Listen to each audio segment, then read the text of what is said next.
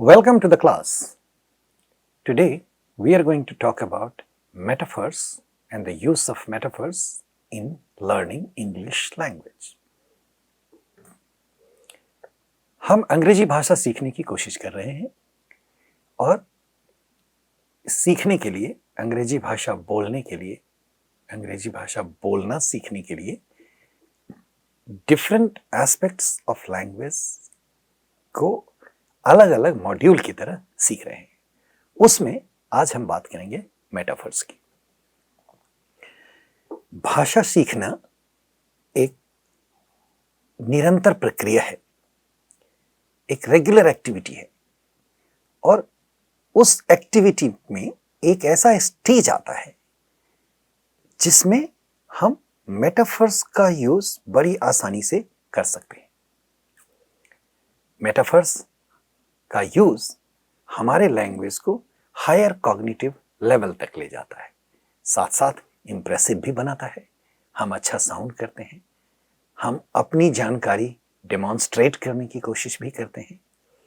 इससे फ्लुएंट होती है हमारी लैंग्वेज, लच्छेदार बनती है और दूसरों के लिए इंप्रेसिव होती है। इसका यूज हम लिखने में भी करते हैं और बोलने में भी करते हैं। खासकर बोलने में मेटाफर्स का बहुत ज्यादा इस्तेमाल होता है। तो इंप्रेसिव लैंग्वेज लिखने के लिए और बोलने के लिए प्रॉपर मेटाफर्स का जानना जरूरी होता है। अब जिस भाषा को हम बचपन से सीखते हैं, बोलते हुए बड़े होते हैं, उस भाषा का मेटाफर्स भी हम अपने आप सीख लेते हैं। लेकिन जो नई भाषा है, खासकर अंग्रेजी, जिसको हम 15 साल के बाद, दैट इज 15 साल की उम्र के बाद दैट इज हम उस भाषा को जिसको हम 15 साल की उम्र के बाद सीखते हैं, उस भाषा में मेटाफर्स के स्टेज पर पहुंचने में समय लगता है। क्यों, हम आपसे वो भी बताएंगे और कैसे हम आसानी से उसके मीनिंग को समझ सकें, इस पर भी बात करेंगे। तो महत्वपूर्ण बात यही होती है कि फ्लुएंट भाषा बोलने के लिए, फ्लुएंट अंग्रेजी बोलने के लिए एक्यूरेसी की जरूरत होती है और एक्यूरेसी से ही फ्लुएंसी तक जाते हैं और तब जाकर के हमारे अंदर कॉन्फिडेंस डेवलप होता है।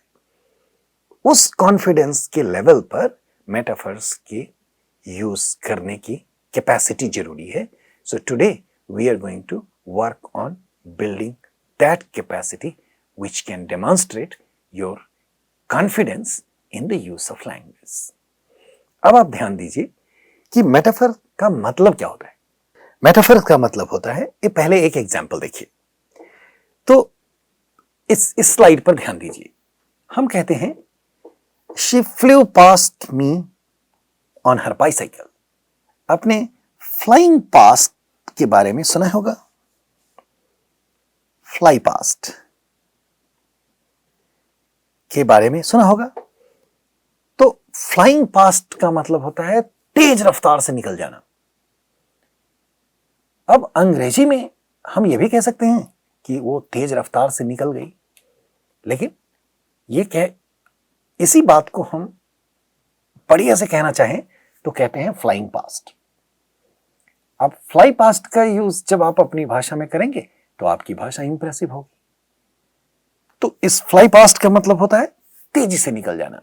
तो जब कोई साइकिल, और खास करके ये हवाई जहाज के लिए यूज होता है, बहुत रफ्तार से चलते हुए जब कोई तेजी से निकल जाता है तो हम उसके लिए फ्लाइंग पास्ट का यूज करते हैं। उसी तरह से Turing was the father of the modern computer. इस सेंटेंस को देखिए। फादर का मतलब होता है जन्म देने वाला, पिता, जन्म देने वाला। तो जिन लोगों ने इनिशियल स्टेज में कंप्यूटर्स पर काम किया था, उसमें से एक साइंटिस्ट का नाम है एलन ट्यूरिंग। तो हम ये कहते हैं, ये सेंटेंस ध्यान से पढ़िए, Elon Turing was the father of the modern computer. अब इसका मतलब ये है कि यहां फादर मेटाफोरिक सेंस में यूज किया गया है।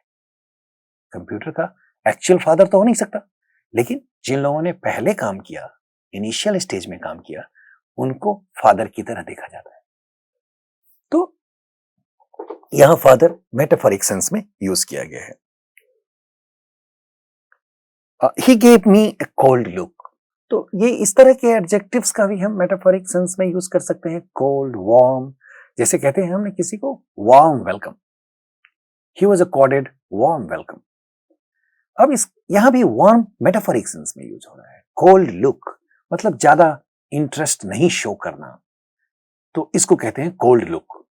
तो आप देखिए इसको, इस तरह की बात, इस तरह के कॉन्टेक्स्ट में, इस तरह के सिचुएशंस में अगर आपको कुछ कहना है, तो इस तरह की, जब हम इस तरह के फ्रेजेस का यूज करते हैं तो फिर वो इंप्रेसिव बनता है। तो इन सारे सेंटेंसेस में, इन ऑल दीज 3 सेंटेंसेस, आप बोल्ड में लिखा हुआ है वो मेटाफर आप देखिए, और ये भी देखिए कि इसका कैसे यूज किया जाता है। अब मेटाफर कहते किसको है, इस स्लाइड में देखिए। A metaphor is a type of comparison, जैसे कहा ना Alan Turing was the father. अब इसमें फादर से उस सिचुएशन का कंपैरिजन किया हुआ है। When we use a word or phrase as a metaphor, it doesn't carry its literal meaning. तो 2 बातें महत्वपूर्ण है कि ये कंपैरेटिव सिचुएशन है और उसमें उसका लिटरल मीनिंग नहीं होता है। मतलब जब हम किसी को कहते हैं flying past, cold look, father, metaphoric sense में इसका लिटरल मीनिंग नहीं होता है। मेटाफर का यूज कैसे होता है सेंटेंसेस में, इस पर थोड़ा ध्यान दीजिए। सो मेटाफर में एक की आइडिया होता है, दिस इज द, और वो की आइडिया क्या होता है कि कनेक्शन और similarity between the literal meaning and metaphoric meaning of that context. So उस आइडिया को जब एक्सप्रेस करते हैं तो उसके लिए मेटाफर का यूज होता है। अब आप देखिए कि कई बार हम जब लैंग्वेज में डिजीज के बारे में बात करते हैं तो उसमें उसका वॉर के साथ कंपैरिजन करते हैं। अब आप देखिए इस सेंटेंस को देखिए, a good diet will help your body fight diseases. यहां जो फाइट वर्ड है वो मेटाफोरिक सेंस में किया हुआ है कि बॉडी कैसे फाइट करेगा, बॉडी अंदरूनी ढंग से बीमारी से लड़ाई करता है, तो ये वर्ड फाइट मेटाफोरिक सेंस में यूज किया गया है। The virus attacks the immune system. अब यहां वर्ब मेटाफोरिक सेंस में यूज किया है कि वायरस अंदर जाकर के हमारे इम्यून सिस्टम को प्रभावित करता है, उस पर हमला बोल देता है। उसी तरह से gene died on Saturday after a long battle with cancer. यहां बैटल विद कैंसर जैसे एक कोई आदमी किसी बीमारी के साथ लड़ाई लड़ रहा हो, तो यहां इसका लिटरल सेंस में ज्यादा मीनिंग है, लेकिन ये मेटाफोरिक यूज है। So the key idea in this case is that trying to recover from an illness is like fighting a war. And many of these words and phrases that we use for talking about illness express this idea. तो अभी जैसे आपने तीनों example को देखा, फिर से देखिए। A good diet will help your body fight disease. इस fight वर्ड पर ध्यान दीजिए, बॉडी डिजीज के साथ फाइट करेगा। Virus attacks the immune system, virus immune system पर अटैक करेगा। और after a long battle with cancer, battle with cancer, cancer के साथ लड़ाई लड़ी। तो इन सारे सिचुएशंस में मेटाफोरिक सेंस में इन वर्ड्स का यूज किया गया है। कई बार हम सुनते हैं ईडियम्स एंड मेटाफर्स। अब ये ईडियम्स और मेटाफर्स में अंतर क्या होता है, बहुत ही सामान्य बात है, लेकिन हम इन चीजों के बारे में सीखने के दृष्टिकोण से आपको बता रहे हैं। तो ईडियम ऐसे एक्सप्रेशन को कहते हैं जहां पर डिराइव्ड मीनिंग, जो मीनिंग उससे निकलता है, वो लिटरल मीनिंग से बहुत अलग होता है। और मेटाफर एक कंपैरिजन होता है दो चीजों के बीच में।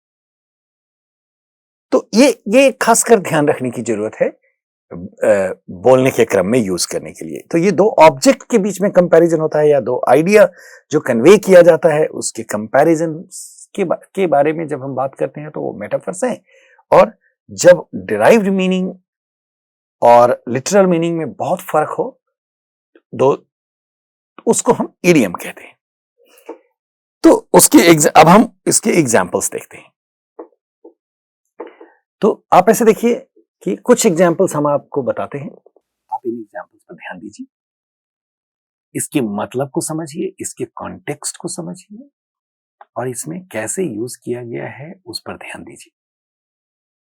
उसके बाद आप इन सारे मेटाफर्स का किसी दूसरे कॉन्टेक्स्ट में खुद इस्तेमाल करके देखिए, तब जाकर आप इसको अच्छी तरह से समझ पाएंगे। तो देखिए, पहला सेंटेंस है life isn't black and white. अब यहां लाइफ का ब्लैक एंड व्हाइट से कंपैरिजन किया गया है, तो इसका लिटरल मतलब होता है ब्लैक एंड व्हाइट, मेटाफर है, और इसका मतलब होता है ambiguous nature of life, contrastive nature of life, black and white से कंपैरिजन हो रहा है। हर सोल इज ब्लैक, यहां ब्लैक का यूज किया गया है, तो ये इडियोमेटिक एक्सप्रेशन है, क्योंकि ब्लैक का जो लिटरल मीनिंग है वो यहां इस्तेमाल नहीं, उससे उसका कोई मतलब नहीं है। तो हम कह रहे हैं सोल इज ब्लैक, मतलब इट्स रेफरिंग टू डार्कनेस और insensitive nature of the person whose soul we are talking about. He carries the weight of the world on his shoulders. So weight of the world, जिसको दुनिया का भार कहते हैं, ये metaphoric sense में use किया गया है। ह्यूज अमाउंट ऑफ ट्रबल के सेंस में इसका मतलब है the police officer was digging up details about the suspects. अब देखिए, डिगिंग का लिटरल मीनिंग क्या होता है? खोदना। लेकिन जब पुलिस ऑफिसर्स उसके बारे में किसी चीज के बारे में बात करते हैं, पूछताछ करते हैं, तो हम उसको डिगिंग कहते हैं। His irresponsible behavior made his health turn south. ये टर्निंग साउथ का मतलब होता है बिकमिंग वर्स। तो इस इंग्लिश में इसका इस्तेमाल किया जाता है, his irresponsible behavior made his health turn south. The wind screamed in his face while he was riding the bike. तो विंड स्क्रीम कैसे करता है? जब जोर से हवा चलती है, तो उसके सेंस में इस मेटाफर का यूज होता है। इसका मतलब है फ्यूरियस, ये फ्यूरियसनेस के साथ इसका कंपैरिजन है। सो और एग्जांपल देखिए, गो फॉर ए वॉक और you will become a couch potato. Couch potato idiomatic expression है, इसका मतलब है इनएक्टिव हो जाना। काउच पोटैटो अमेरिकन फ्रेज है, जिसका मतलब है जो लोग इनएक्टिव हो जाते हैं, दिन भर बस बैठे रहते हैं, उनके लिए यूज किया जाता है। तो कहते हैं गो फॉर ए वॉक। अब आप देखिए, वॉक के लिए जाने से काउच पोटैटो नहीं बन सकता है आज। Her heart of stone was the result of the previous unfortunate event in her life. In this sense, the heart is symbolized as a stone, emphasizing on lack of empathy she developed. तो ये भी एक metaphoric expression है। Her mom warned her about the monster in the world. अब ये देखिए, ये idiomatic expression है, मॉन्स्टर से कंपैरिजन किया गया है, तो ये मीनिंग समझ में आएगा। इसे एक डिनोटेशन है बैड लोगों के बारे में। तो कहते हैं her mom warned her about the monsters in the world. She see the world from a different lens. Different lens का मतलब है डिफरेंट पर्सपेक्टिव, ये इडियोमेटिक एक्सप्रेशन है।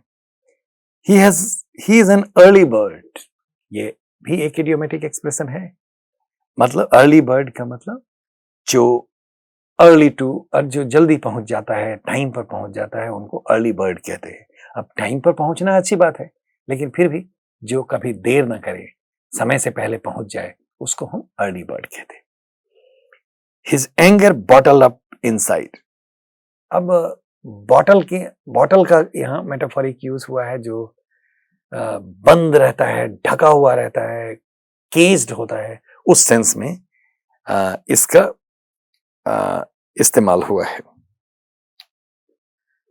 Life is no bed of roses. Bed of roses भी idiomatic expression है, यहां literal meaning से इसका कोई लेना देना नहीं है।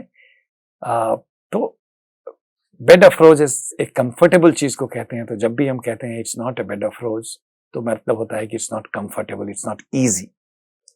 I make sure she page for her doing, यहाँ पे का भी लिटरल मीनिंग नहीं है, लेकिन ये मेटाफोरिक सेंस में यूज किया गया है। I am the master of my sea, master of my sea idiomatic expression है जिसका मतलब होता है control, in control of your own situation. She wears different hats to learn to earn a livelihood. Wearing different hats, metaphoric expression है। इसका बहुत ये बहुत कॉमनली यूज्ड एक्सप्रेशंस हैं, कॉमनली यूज्ड एक्सप्रेशंस है। इसका यूज हम बोलचाल की भाषा में अक्सर करते हैं। The complex case landed the detectives breaking up the wrong tree. Barking up the wrong tree भी मेटाफोरिक एक्सप्रेशन है। जब हम रॉन्ग कंक्लूजन्स की तरफ जा रहे होते हैं तो इसका यूज किया जा सकता है उस कॉन्टेक्स्ट में। The good news about the profit made lifted his spirits, the good news about the profit made lifted his spirit. तो इसका मतलब है लिफ्टिंग द स्पिरिट्स, तो एलेट करना, एलिवेट करने से मतलब है मेटाफोरिक एक्सप्रेशन है। Taxes are minefield for people who are careless. Minefield यहां इस सेंस में यूज किया है कि ये डेंजरस कॉन्सिक्वेंसेस को डिनोट करता है। She soon realised that she had been taken for a ride. Taken for a ride भी मेटाफोरिक एक्सप्रेशन है अंग्रेजी में। इसका मतलब होता है being tricked into something, being misled. तो फिर से मैं समराइज करके यही बात बताना चाहूंगा कि इस तरह के phrases, words quite frequently language में यूज होते हैं और सिर्फ उन पर ध्यान दे करके, उनके कॉन्टेक्स्ट को समझ करके हम बहुत आसानी से सीख सकते हैं, बहुत आसानी से अपने लैंग्वेज को इंप्रेसिव बना सकते हैं। ही वॉज ए चीता इन द रेस। चीता स्पीड से इसका डिनोटेशन है, तो मेटाफोरिक एक्सप्रेशन है। You will be left in the dust. Being left in the dust मतलब होता है लेफ्ट बिहाइंड, जिसका कोई ट्रेस नहीं होता है। इस सेंस में इस मेटाफर का यूज होता है। The professor was guiding light on him, was a guiding light on him. तो गाइडिंग लाइट का मतलब होता है टॉर्च बियरर, रास्ता दिखाने वाला। तो उस सेंस में यहां यूज हुआ है। The curtains of life fail. ये एंड ऑफ कर्टन कब गिरता है? जब कोई ड्रामा खत्म हो जाता है तो उस पर कर्टन गिर जाता है। तो जब कर्टन का गिरना, पर्दा गिरना किसी चीज के एंड को डिनोट करता है। इसी तरह से rat, there is a rat among us. Rat का मतलब होता है बैड थिंग, लीक। तो यहां रैट मेटाफोरिक सेंस में यूज किया गया। The heart sank on hearing this terrible news. Heart sinking of heart मतलब दिल का बैठ जाना। तो कोई बुरी खबर के सेंस में इस मेटाफर का यूज होता है। Laughter is the best medicine. यहाँ मेडिसिन वर्ड का यूज मेटाफोरिक सेंस में किया गया है कि ये दवा के रूप में जब हम उसका इस्तेमाल करते हैं, तो आप समझ सकते हैं ये कंपैरिजन है, इसलिए मेटाफर है। India's culture is a salad बोल। सैलड बोल क्या होता है? एक बोल में जब डिफरेंट तरह के वेजिटेबल्स को मिला के सैलड बनाया जाता है तो उसको सैलड बोल कहते हैं। अब ये सैलड बोल इडियोमेटिक एक्सप्रेशन है, मतलब कंबाइंड मिक्स ऑफ कल्चर्स के लिए इंडिया से बढ़िया एग्जाम्पल क्या हो सकता है? तो ये इडियोमेटिकली यूज होता है। India is a culture of salad. India's culture is a salad bowl. His heart was made of gold. यहाँ हार्ट का कंपैरिजन गोल्ड के साथ हुआ है, तो ये मेटाफर है, मतलब अच्छा, एक्सपेंसिव, नाइस के सेंस में। इसके कॉन्टेक्स्ट में जब हम कुछ कहना चाहते हैं तो इस तरह से कंपैरिजन करते हैं। ध्यान दीजिए कि ये सारे सिंपल सेंटेंसेस है, उसकी ग्रामेटिकलिटी बिल्कुल इंटैक्ट है। एग्रीमेंट कैसे काम करता है आप जान चुके हैं, लेकिन इसमें मेटाफोरिक मीनिंग क्या है, कंपैरिजन क्या है, कॉन्टेक्स्ट क्या है, इस पर ध्यान देंगे और इस तरह से आप भी अपने लैंग्वेज में इन चीजों का यूज करेंगे तो आपके लिए ये आसान बन जाएगा। अब इसमें हमने कुछ सेंटेंसेस में इस स्लाइड पर आपको कुछ सेंटेंसेस दिखाए हैं जो डिफरेंट ऑथर से लिए हुए सेंटेंसेस है, इसको पढ़िए और इसके मेटाफोरिक कॉन्टेक्स्ट को, मीनिंग को समझने की कोशिश कीजिए और फिर उसके बारे में अपने वर्ड्स में, in your own words, write them in your own words, write them in a notebook. Do this practice and you will feel more confident about them. तो एक और एग्जाम्पल मैं बताना चाहता हूं जो एक अमेरिकन प्रेसिडेंट की स्पीच से लिया हुआ सेंटेंस है। एक स्पीच में प्रेसिडेंट केनेडी ने कहा था, America has tossed it's cap over the wall of space. ये अमेरिकन रिसर्च प्रोग्राम को वैलिडेट, स्पेस रिसर्च प्रोग्राम को वैलिडेट करने के लिए टेक्सास में एक फंड रेजिंग ऑर्गेनाइजेशन में प्रेसिडेंट केनेडी ने ऐसा कुछ कहा था। इसका मतलब होता है एक अननोन फील्ड में नई टेरिटरी को क्लेम करने के सेंस में इसका यूज होता है। तो in those days America was on top of the world. On top of the world अपने आप में एक मेटाफर है। तो उस में जब टॉसिंग हिज कैप का मतलब होता है डिक्लेयरिंग मोनोपोली ओवर और समथिंग, द फर्स्ट सक्सेसफुल, क्योंकि वो पहले मून पर जो अमेरिकन एक्सपेडिशन था उसके कॉन्टेक्स्ट में बोल रहे थे।